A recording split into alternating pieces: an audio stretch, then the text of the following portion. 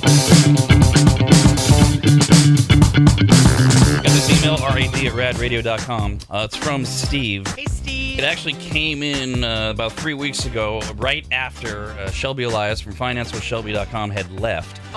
He wrote praise for Shelby and Peter and United Wholesale Lending. Peter helped my wife and I refinance when we thought we couldn't. We were denied by other lenders, including our current one at the time, because my wife is no longer working.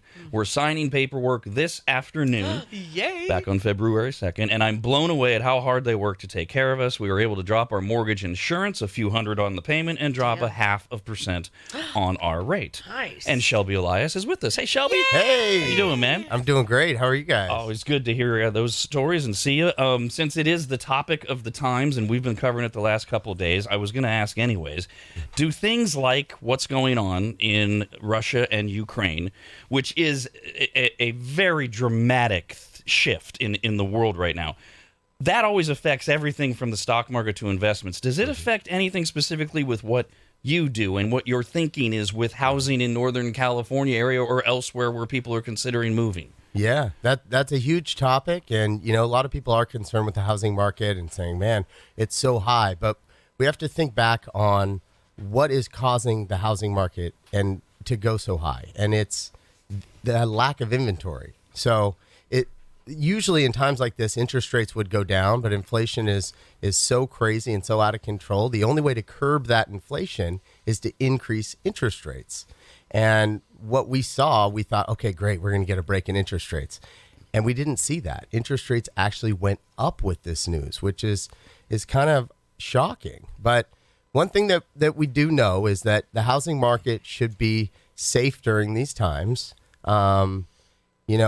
because of the lack of inventory. So what could potentially happen is inflation gets so out of control. And, then at that point, people might not be able to afford their mortgage payments. And if that is true, then we might see some more inventory come up. And then that could potentially lead to, maybe the home prices going down. But I don't think that that's the case because everybody has so much equity right now that if you couldn't afford your mortgage payment, you would just sell your home and you'd get a huge paycheck. Well, and as you brought up the inventory thing, I actually had pulled an article that I saw earlier this week about people writing into this particular person and asking, is the housing market going to crash in the Sacramento, Placer, El Dorado counties? And one of the things that she wrote was that we currently have less than 1 month of inventory, and anything under 3 months is a seller's market. 4 to 5 months is considered balanced. She said it's going to be a long time to see our housing market slow down and move towards being balanced. And this was as the Ukraine news was breaking. I was going to ask you if you agreed. You already covered that. Yeah. In fact, I had an email I didn't have time to get to in our last segment.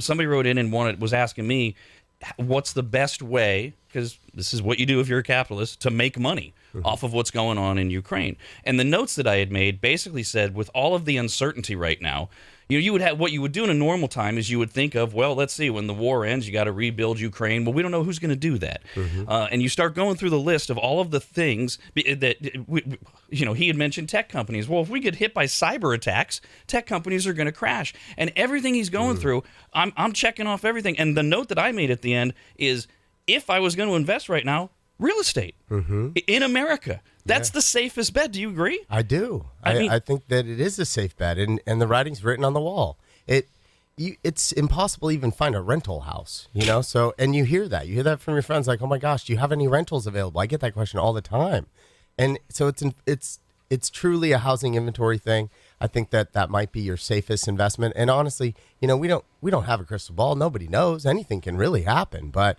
I would say that is the lesser of all evils, that's for sure. So phone number is 888-989-9811 if you want to talk to Shelby or ask questions. We've got some emails here, rad@radradio.com. And I mean, it is awful what is happening, but it's like anything could happen at any time, even if that wasn't occurring. Yeah. Right? Yeah. So then you would just never do anything ever, and that's not a good choice. Yeah. Yeah. So Chris wrote in, and if I'm understanding this one correctly, I'm really confused. So maybe I'm wrong. All it says is this. I purchased a home in September of 2021. I put $30,000 down. Can I refi my house now and put another $100,000 down? Now that sounds to me like pulling out the equity and then putting it right back into your mortgage. Did it say that she wanted to refinance to pull more equity or just put more down? put more down. Okay, so I think what she's trying to do is she's trying to actually, she probably put a low down payment down, then came into some money, and she wants to get her payment down. Okay. So what she would actually do is she would call in her lender. I don't know if all lenders do this, but we do this. We allow you to actually re-amortize your loan. So she can put that $100,000 down without even having to refinance.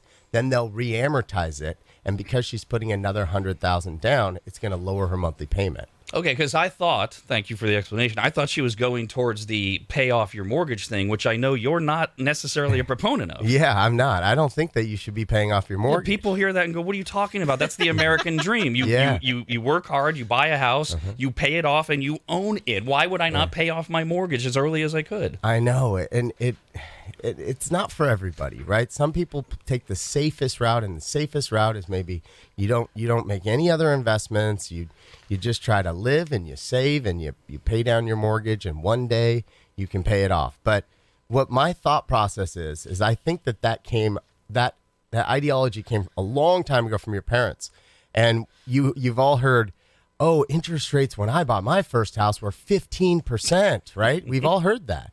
And so back then, it did make sense to pay off your mortgage because you're not gonna go somewhere else and invest and make a 15% guaranteed return on investment. So pay off your mortgage. It's guaranteed. When you pay it off, you save 15%. It's a great deal. Right now, we're seeing historic low interest rates. I know even right now, you hear an interest rate in the 4s, and you're like, oh my gosh, that's so high. But it's not. It's so low. Can I be the old man? My first house, 7.25%. And I was told by my parents, that's ridiculously low because it was. It is. Yeah. So what I'm thinking is, what other people don't consider too is your whole life you're going to be working to pay off that house. Say you pay it off 10 years early and you pay it off in 20 years, okay? So your payment's fixed. After you pay off your house, you still have to pay your taxes and insurance. That doesn't go away. You're just paying off your principal and interest portion of your payment. So let's say on like a $350,000 loan, the principal and interest portion would be about a little over $1,000. Okay. So you're going to work so hard. You're making additional payments to pay off a little over $1,000. Now, that's not going to help you. And with inflation the way that it is, it takes you, say, 20 years to pay off a $350,000 loan balance to save yourself $1,000. But it's not even $1,000. It's $1,000 today. What about in 20 years from now when you finally pay it off? It's still only $1,000. So that $1,000 is going to feel like $100 in 20 years. This is a bad idea. Why are you trying to pay it off? So, but let's go back to the way we started. You did mention that historically, when something like a major nuclear superpower, the largest country in Europe, invades the second largest country in Europe, our interest rates go down. Correct. This is one of the many reactions to the market. That's not happening, you say, because inflation's so bad. So what about interest rates going up? At what point does your formula there say, maybe you should go back to looking at paying off your mortgage? Not until 10%, which we're never going to see. I would say around like 7, you should start looking at it. And a safe bet is look at it. I'm saying you don't want to make additional payments to paying off your mortgage, right? But, another thing too is if your goal is to potentially pay off your mortgage, what I would recommend is go for more of a cash flow approach. Take some cash out, reinvest that cash into an asset that is going to pay you forever. So if you can get a guaranteed, return, or I don't want to say guaranteed, but a return that a renter would pay you $1,000 more than what your locked in mortgage payment is. I love that because at that point, it's like paying off your mortgage because you're going to collect that cash flow. Then rents increase. Your mortgage payment is fixed. So on that investment, it starts off with maybe you making $1,000. 20 years from now, you're going to keep up with inflation, and now you're going to be making, $3,000 or $5,000 a month. You alluded to it there, and good. We should point out that the not paying off your mortgage thing is completely separate from what you've talked about a few times. The making your mortgage payment twice a month, which actually gives you an extra payment a year, which you do love. Yes, yep. That's called biweekly payments. And it's something that makes perfect sense. You have to set it up with your mortgage company. Have to set it up. You pay the same exact payment. You just split it up into 2 payments. It gives you 1 extra payment per year. Saves you in interest. We got this email from Maggot Mike. Hey, Maggot Mike. Says, I've listened to every segment with Shelby, and I want to start by saying thank you for all the useful information. My question is something you said on your last appearance on the show, if I understood it correctly. I purchased a home in July of 2021 and financed at 3.75%. It was a jumbo loan, which we've got to talk about those too. My wife and I have been putting aside an extra $1,000 a month with the plan to use that to pay down the principal amount so we can refinance out of the loan and get a lower rate. If I understood you correctly last time, you said because the rates are so low right now, it's not a good idea to make extra payments when you can invest that money elsewhere. Does that apply to my situation, or would it be best to try to refinance out of the loan rate? Or since rates are on the rise, would the rates for a conventional loan be even better than our current rate? Lots of rates. Yeah, so what he's thinking is his jumbo mortgage is costing more than a lower conventional mortgage that's not jumbo. So he's trying to pay his mortgage balance down so he can refinance out of his jumbo into a regular conforming loan. But I don't think that's a great idea, because what if interest rates go up and you're only trying to save yourself maybe a half of a point? So is it really worth it to pay down $100,000 or whatever it is to get your loan amount down? You're taking $100,000 of cash to save yourself a half of a point in rate. I think everybody's so obsessed with, oh my gosh, I need my rate to be really low. Like, don't let that stress you out. Look at your payment. And what could you do with that $100,000? Exactly. That's an extraordinary amount of money to invest or diversify into a whole bunch of things. I know. To talk about this whole topic on, hey, inflation is going to go up. We already know that. We know gas prices are going to go up. Ukraine is the third largest oil producer in the world. So things are going to go up. So what my advice would be is, buckle down and save your money. If you have a lot of equity, just position yourself this way. What would you rather have? Would you rather do a cash out refi and your payment is $500 more, in between $500 and $600 per month is about taking out $100,000. So say your payment goes up $500 or $600. Okay. Now, would you rather have, say the world falls apart, would you rather have a $600 more per month mortgage payment with $100,000 in the bank, right? Or a $600 less mortgage payment with no money in the bank? Right. Who's going to be screwed? Yeah. I mean, come on. It's crazy. You could draw from that $100,000 for 10 years and ride this baby out. But where people really get smashed is they don't want their mortgage payment to go up. They don't want their interest rate to go up. And then they wait it out. At some point, they have to sell. They have to try to refi. They're behind. They can't anymore. Maybe home prices do go down at that point. They can't access the cash. And they're like, crap. This is like, this is one of my favorite segments, because like this is from you, Shelby, and then of Rob, of course. Like, it's just we're getting for free how to truly do things right. And if you want to build wealth, because so many people talk about wanting to build wealth, or they don't know how people have gotten so wealthy. And when being around people my whole life that have built wealth, the one thing I've noticed in common with all of them, many different things, but one of them for sure is they never played it safe. They didn't build that wealth on wanting to do what we're all taught. Just grow up, get that job, have no bills, pay that house off. And that, it's not that that's a bad life. That's a great life. But if you're someone who's like, I want to build wealth, it's like, I hope what you're hearing a lot when you hear these segments is you can't really do things where you want there to be no risk. And one of the things that I like about Shelby is that it's also that nobody's advising recklessness. Yes, it's calculated. Right. By the way, Shelby, since we mentioned it a few times and people's eyes glaze over, let's go back. What is a jumbo loan? A jumbo loan is a loan that's over a $675,000 loan amount. So a one-bedroom house in Sacramento. Right? Exactly. Jeez. What's the benefit or detriment to it, or why do you even bring it up? So jumbo loans traditionally have a higher down payment. Sometimes they come with a higher interest rate. So there's more risk in a jumbo mortgage. So a little bit harder to qualify. But right now we actually have a new product, which is awesome. It's going to be really valuable because we actually have a program that will allow you to put 3.5% down on a jumbo loan. Okay, that it used to be 20. So 3.5% down on a jumbo. Now, the interest rate's going to be higher on that, so you really want to put at least 5% down. But I know some of you guys are thinking, oh my gosh, here we go. This is it. These are those risky loans coming back. But they're not. We actually have more tighter guidelines, to qualify that. But it allows people to keep more of their cash. And I think that that's important. You want to have cash sitting on the sidelines. So that's what this does. We're still qualifying it, with greater, more restrictive guidelines. So, you can't stretch yourself on your mortgage payment and barely put enough down. You have to really comfortably afford that. And the people that usually go for that type of mortgage are the ones that can ultimately, really afford it. And it's not that expensive. They're not maxing themselves out. Well, So to use round numbers, not to try to be unrelatable, but if I'm doing my math right, so $1 million home, you used to have to put down $200,000. yeah.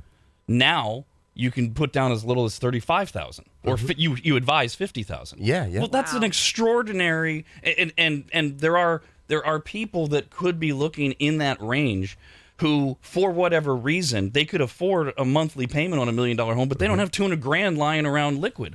That's an extraordinary program. Is this in place yet? Or Yep, it's going right now, so that's great. And, people like me, the way that I would look at that is, again, I'm going to get a historically low interest rate, okay? Then I'm going to use that money. I'm not, I'm going to go ahead and take that additional $170,000, redeploy it somewhere else, and then I'm going to make enough cash flow to pay that additional, amount of the mortgage. Phone number is 888-989-9811. We're with Shelby from financewithshelby.com. Hello, Phil. Good morning. Thank you for taking my call. I appreciate it. What's up? Morning. Hey, Shelby, I had a question. My wife and I, we bought our home in July of 2017 for $435. It was an FHA loan with PMI, all that great stuff. My wife and I refinanced about 9 months ago, and we dropped our interest rate down to 3.15, I believe. And we it lowered our monthly mortgage from $2,750 to $2,100, which was great. Now, I didn't take any money out in equity. I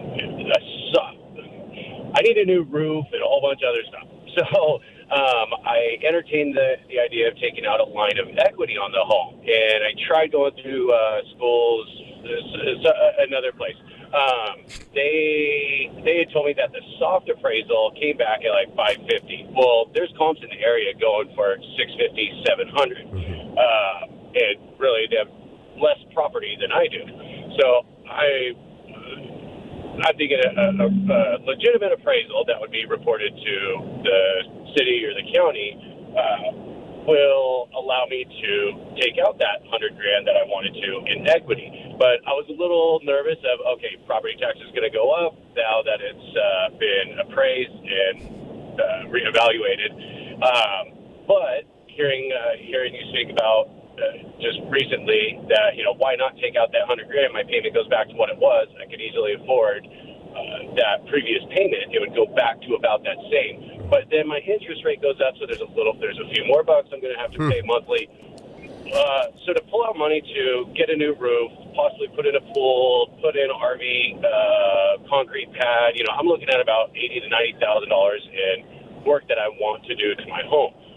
Well, I know I don't need to call in on the radio to ask you this, but what do you recommend? And should I contact you personally to... Yeah.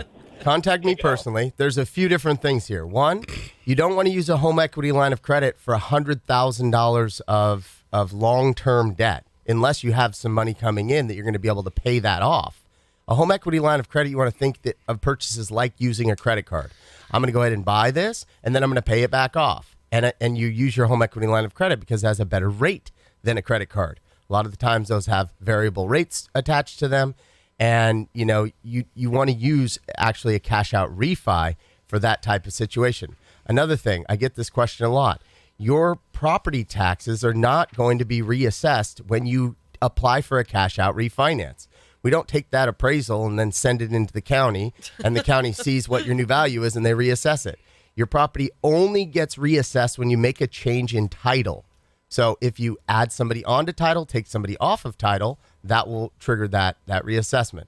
But give me a call. I would love to go over this with you and help you out. You know what I heard through a lot of that, and I mean this as much of as an advisory as I can to Dawn's point, is I heard a lot of can'ts, I heard a lot of buts, I heard a lot of resistance, and a lot of worry about things that are taking his eye off the ball. And the first question that I would ask him if he called me would be, what did you do with that $600 a month that you saved on your payment when you did this months ago, to the point where now you have all these things that you need to be done to your house? Where'd that $600 a month go? Yeah. And there might be legitimate answers. Yeah. But those are the things that for other people listening.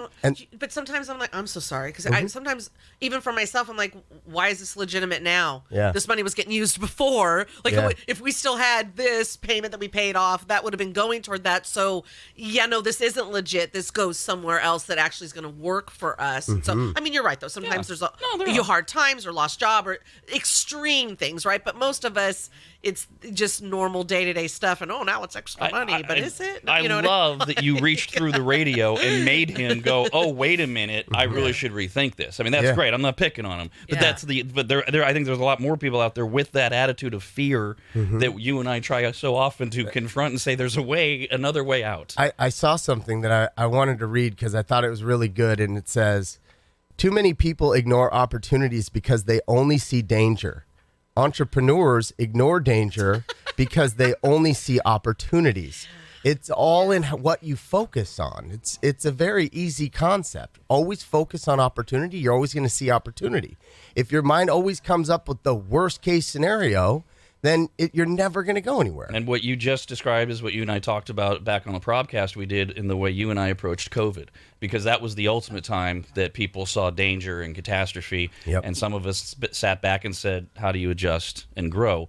We were both fortunate enough to do so, but it's part of that mindset, too. Phone number is 888-989-9811. To the point of maybe getting a refinance and improving your home. Shelby, you mentioned a few visits ago about you take your basement and you finish it, and you can double the square footage of your home, and maybe the value of your home goes way up. Yeah. For some reason, a whole bunch of people wrote in a similar question about garages. Aaron says, my house has a full bathroom in the garage. I want to finish the rest into a family room. First, would I need to permit for it? Essentially, all I would be doing is adding wood floors and a sliding glass door in value in place of the garage door. It would double my square footage. Would that double my home value?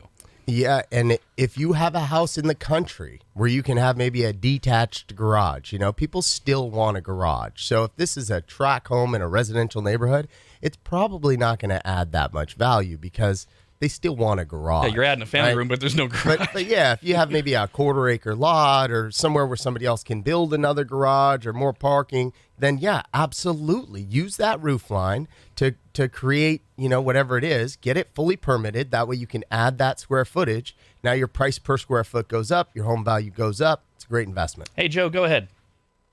Oh, yeah. Hi. Thanks for taking my call. Can you hear me? Yeah. Yeah. Okay.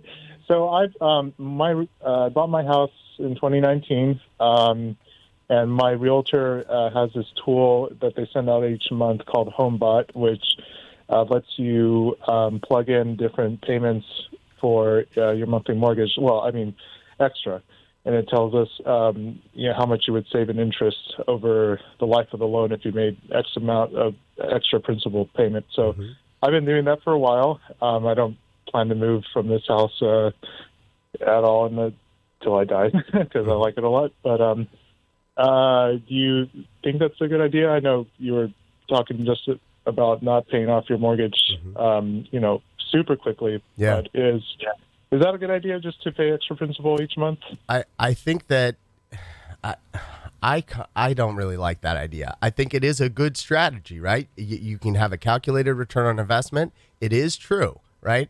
But I would love to see a calculator that says, what if you put this money into another investment and it compounded for the rest of your life, or the next 20 years? It would be a whole different ballgame. If you had that money that you're chunking down every single month, if you put $1,000 into something else that compounds over and over and over for the next 20 years, then I guarantee that is going to be 10x what it is that you're trying to chunk down on saving yourself a little bit of additional interest. Refis are part of what you do, but you also are part of the real estate market, buying, et cetera. We just got an email from Judith. Hey, Judith. Says, Shelby, I'm currently trying to buy a home. My credit is improving, but at the moment I can only qualify for an FHA loan. I made an offer on a house and offered $10K over their asking price. They turned me down because of the FHA loan. Is this a common thing, and do you have any suggestions? It is very common. A lot of home sellers, they kind of rate you as a buyer, and they say, okay, what type of loan are they using? Is that a more stringent loan? Are those appraisals more apt to come in lower? So they look at, first off, who's paying cash. Then they look at, okay, out of my other buyers, who's next? Is somebody paying more than that? And they kind of go down the line to figure out who's offering the best offer. Now, this is something that I think is extremely, extremely valuable because it's not really talked about very much. And your real estate agent matters like a lot. So there's a lot of people out there that are thinking it's impossible for me to get my offer accepted. Yeah, I wanted to point out that this is not unique to somebody with an FHA loan. There's a lot of people going, we have everything. We went 25 grand over great credit, and we can't get offers guaranteed. But your brokerage somehow is getting these offers done. It's all about the agent. It really is. I partnered. I had a client, call in. They said, "Hey, I heard you on the radio. I understand about the whole agent thing. Who do you recommend?" And I recommended one of our agents. Her name's Madison Fairchild. They said, "Hey, she's great in this area." From the moment that I gave her that client, I said, "Hey, Madison, will you please work with this person? I know that you're phenomenal at what you do, and this is your market. Reach out to all your other agents, see if we can find him a house." In 5 days, she got him in contract, and we wrote the contract with a 14-day close. So from the moment I met him, 19 days later, he had a new house.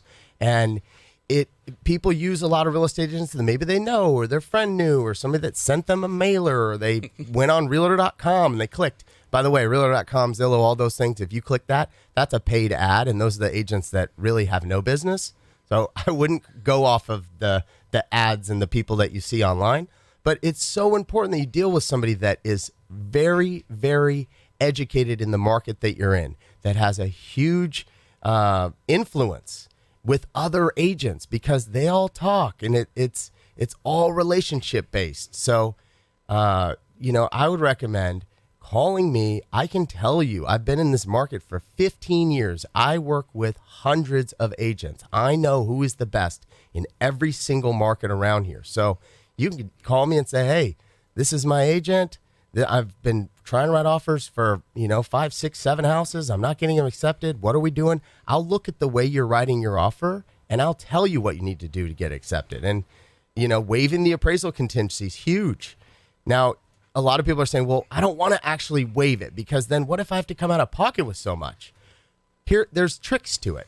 Say you're going to put 20% down, okay? What if your appraisal comes in low? Don't put 20% down anymore.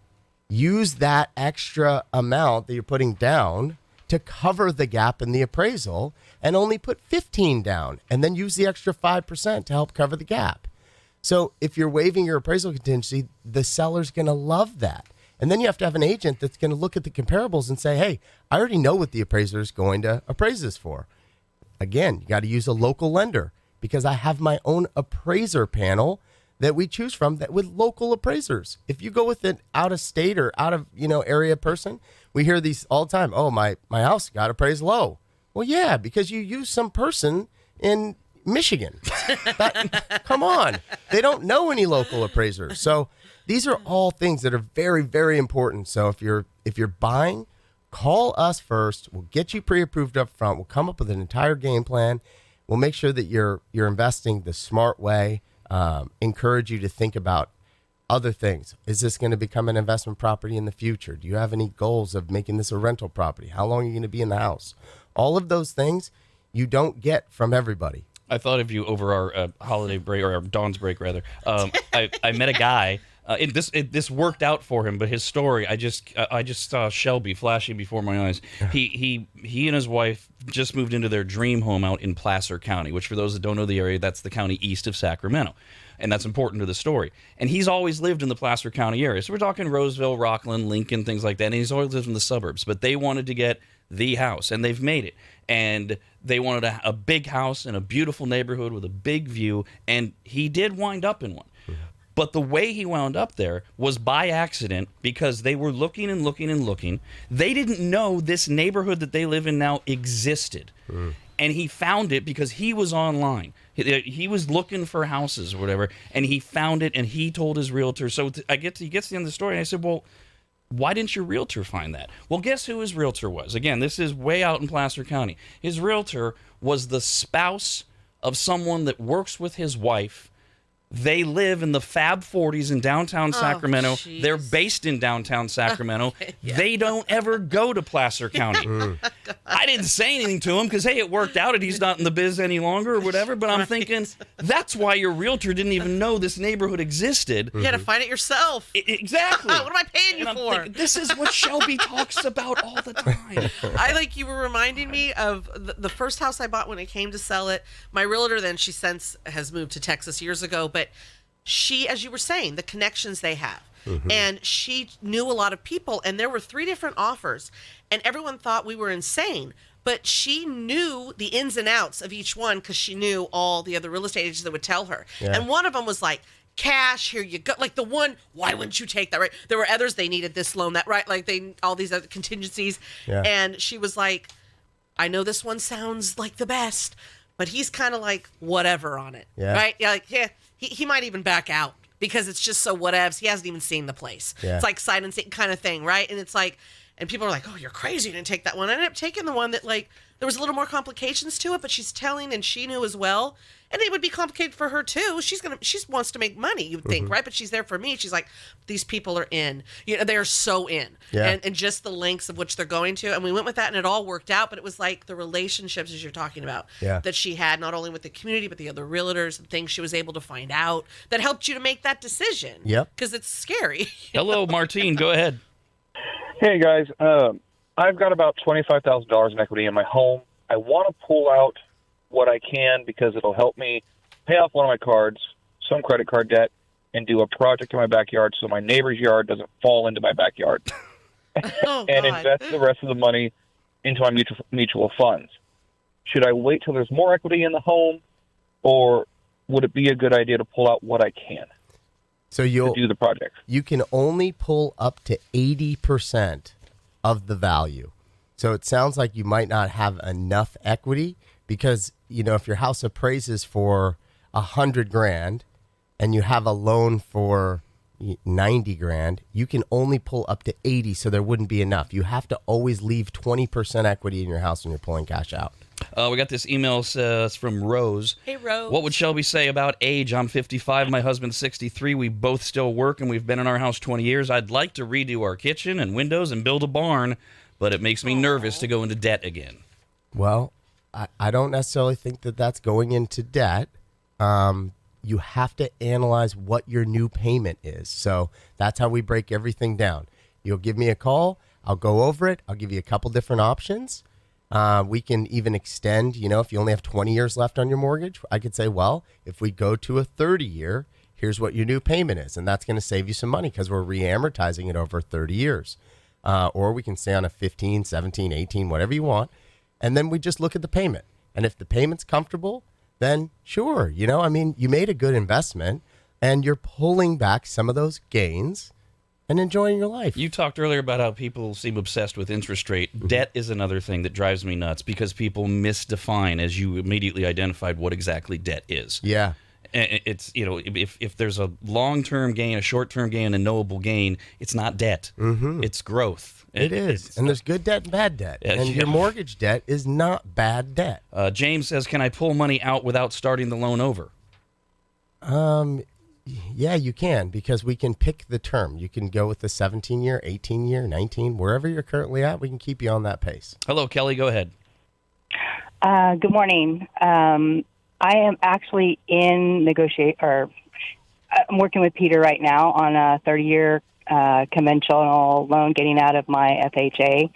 But I heard about a new program for an ARMS where they lock it for 10 years so it doesn't adjust. Yeah. Do you guys offer that? And what do you think about that? Yeah, we do. I love that you brought that up. ARM loans are something that, kind of got us into a little bit of that mess. So some people are going to go, oh, man, he's talking about ARMs. We do offer them, okay? This is the best position for somebody that has an ARM loan, okay?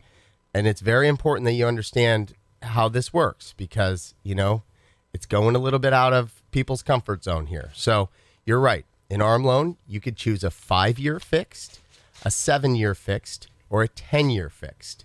After that fixed period, it becomes adjustable, and it can go up or it can go down. To whatever that rate is at the time, right? Correct, yes. Wherever the index's rate is, it becomes adjustable, and you're free floating in the market, okay? So if you're 4% now and 10 years later interest rates are at 7%, that's what your rate shoots up to. Yes, and that's where people couldn't afford their mortgages. Back, when the housing bubble burst, they're like, oh my gosh, I'm not on a fixed rate. My payment went way up. I can't afford it, and they got hosed. Now, this is how you can kind of determine that. You say, there's absolutely no way that I'm going to stay in this house for 10 years. I'm really only going to stay for 5, okay? Now, where your risk lies is what happens if something happens within the market during that 5 years. Because if the market goes down and you don't have enough equity to refinance, now you're stuck in an adjustable rate, okay? So I would only recommend these types of mortgages if you have a bunch of equity. Because even if the market goes down, you'll still have enough equity to refinance out of that if you have to. So, hello, Mary. Go ahead. Hi. Thank you for taking my call. I am right now I'm renting, and my lease will be up in December. So I am looking to possibly at some point get into a house in my area. I live in Rockland, and I'm just wondering, since I'm an older person, what kind of, rates or something that I could get, how much might I need to put down for a down payment, because I would more than likely need to take some money out of a 403 to come up with the down payment. So there's multiple options. Your rate's going to depend on exactly how you qualify with your credit score and how much that you're going to be putting down. That's what your interest rate's going to be tied to. There is a really great product. It's called a reverse mortgage. This is a great product. It's backed by the Federal Housing Administration. It protects your equity position, so you're never going to go upside down. You're never going to get kicked out of your house. The coolest part about this mortgage is it analyzes what your age is. Okay, so, whatever your age is, you have to be above 65 or older than 65, okay? But what you can do is you pull some money out of maybe your 401k or whatever, however much money that you need to be able to put down on this house.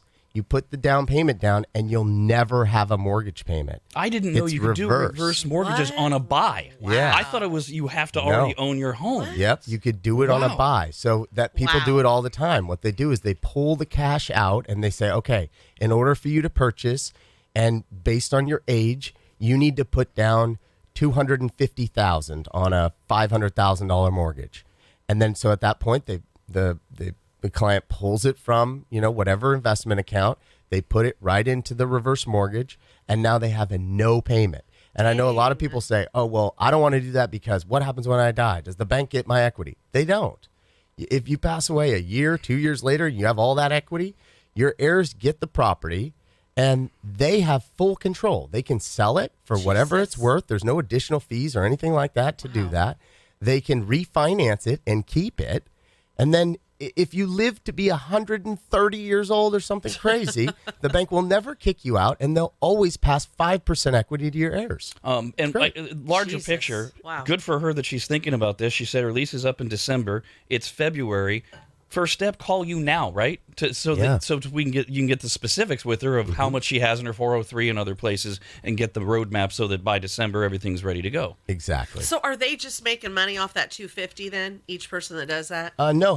So How it does work is there is an interest rate that is attached to that mortgage, but what they're doing is they're pulling the payment from the equity position every month. Wow. So then that way they don't have to physically actually make a payment or worry about paying it. They're just going to reverse and use the equity that they have. That's amazing. Couple for of the rest of their life. related emails that came in. David says, I'd like to thank Shelby and his team for all their help and advice while buying our first home. We closed in December, and they were so helpful. Awesome. Andre says, we are meeting with James today. We are selling. We were thinking of doing a cash-out refi, but the opportunity came up to sell.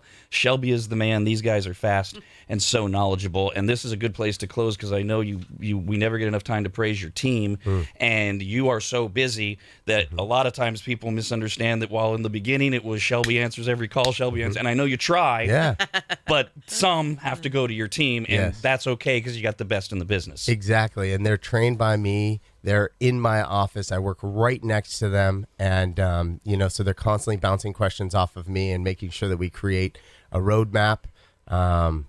But yeah, follow me on social media. Shelby Elias is my Instagram handle, just my name.